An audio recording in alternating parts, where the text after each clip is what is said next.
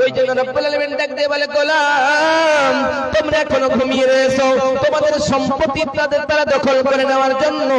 তোমাদের মাদ্রাসা দখল করে নেওয়ার জন্য তোমাদের মসজিদ দখল করে নেওয়ার জন্য এত বড় ষড়যন্ত্র করেছে আর তোমরা বাড়িতে ঘুমায় থাকো হায়রে মুসলমান তোমরা জেগে উঠতে পারো না এখন কি তোমরা জেগে উঠতে পারো না এখন কি ঘুমায় আসো আর ঘুমালে চলবে না আল্লাহর রাস্তায় তোমরা জান এবং মাল দিয়ে যুদ্ধ করো বিশ্বনবী সাল্লাল্লাহু আলাইহি সাল্লামের জামানায় যখন বলতেন নবীজি যখন বলতেন সাহাবায়ে কেরামেরা এবার তোমাদেরকে যুদ্ধের ময়দানে লড়াই করতে হবে কারণ কাফেররা এই মুসলমানদেরকে মারার যন্ত্র ষড়যন্ত্র করেছে অর্থাৎ নবীজি যখন বলতেন সঙ্গে সঙ্গে সাহাবায়ে কেরামেরা আল্লাহর রাস্তায় নিজের জীবন দিয়ে লড়াই করত নিজের জীবন দিয়ে তারা লড়াই করত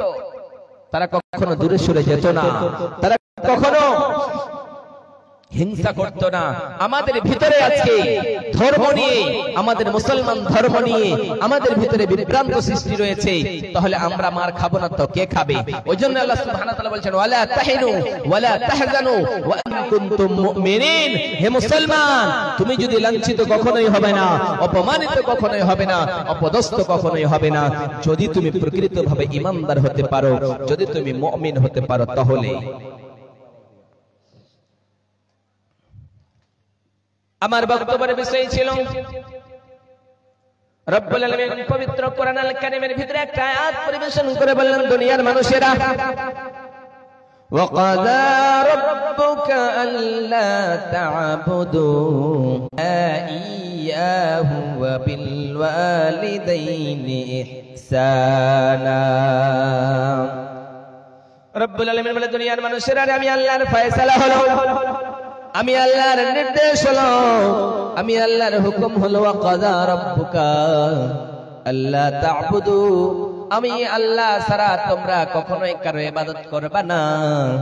যদি তোমরা ইবাদত করবা তাহলে আমি আল্লাহর ইবাদত করবা অতএব তোমরা দুনিয়ার কখনো পীরের কাছে গিয়ে নিজের মাথাটা ঠুকবা না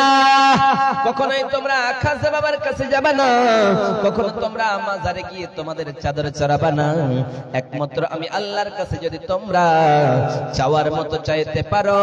তাহলে আমি আল্লাহ তোমাদের জীবনের সমস্ত গুনাহগুলো মাফ করে দেব রে গোলাম কিন্তু তোমরা ইবাদত করাতে তোমরা কমপ্লিসি করো না তোমরা ইবাদত যখন করো তখন ইবাদতের ভিতরে যেন সব ভ্রান্ত সৃষ্টি করে দাও অতএব তোমরা এমন কাজ করো এমন কর্ম করো যে কর্মের ভিতরে তোমাদের কিছুই থেকে যায় না ওই জন্য রব্বুল আলামিন ডাক দিয়ে বলে গোলাম রে তোমরা যখন ইবাদত করবা ইবাদত যখন তোমরা করতে যাবা একমাত্র ইবাদত হবে আল্লাহর জন্য আল্লাহ ছাড়া কখনোই তোমরা কারো ইবাদত করবা না ওই জন্য আমি আল্লাহ বলেছেন রব্বা হাযাল বাইত আল্লাযী আত'আমাহুম মিন জু'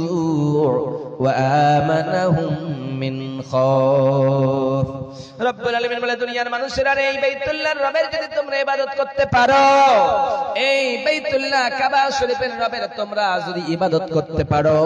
আল্লাহর যদি উপাসনা করতে পারো আল্লাহকে যদি তোমরা রাজি করিয়ে নিতে পারো আল্লাহকে যদি তোমরা খুশি করিয়ে নিতে পারো তাহলে আমি আল্লাহ তোমাদেরকে দুইটা পুরস্কার দিয়ে দেব দুইটা পুরস্কার দিয়ে তোমাদেরকে আমি আল্লাহ ধন্য করে দেব প্রথম নাম্বার তোমরা যখন ভয়ের ভিতরে থাকবা যখন তোমরা খিদা পাবা যখন তোমাদের খাওয়ার প্রয়োজন পড়বে যখন তোমরা খাওয়ার জন্য তোমরা ছটফট করবা তখন আমি আল্লাহ তোমাদেরকে রিজিকের ব্যবস্থা করে দিয়ে রে গোলাম তোমাদেরকে আমি আল্লাহ খাওয়ার বন্দোবস্ত করে দেব